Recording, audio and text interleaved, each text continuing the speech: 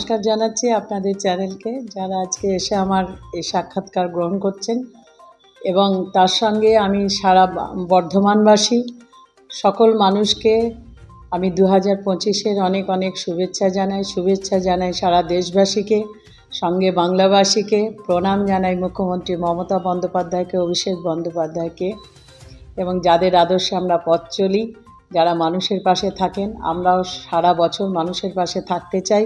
সমস্ত মানুষজন তারা যেন সকলে নতুন বছরে ভালো থাকেন, সুস্থ থাকেন, আনন্দে থাকেন, এবং সবাইকে নিয়ে যেন ভালোভাবে তাদের আগামী বছর কাটুক, এবং তাদের দীর্ঘায়ু কামনা করি। এবং আপনারা যে প্রতিষ্ঠানের সাথে যুক্ত আছেন, মানুষের জন্য পথশিশু সহ সকলের প্রতি আপনারা যে কাজ করেন, একে সাধুবাদ জানাই, শ্রীবৃদ্ধি কামনা করি। সব মানুষকে এরকম কর্মযজ্ঞে সামিল হওয়ার আবেদন জানাই। সকলে আপনারা ভালো থাকুন, সুস্থ থাকুন, এই বলে আমার বক্তব্য।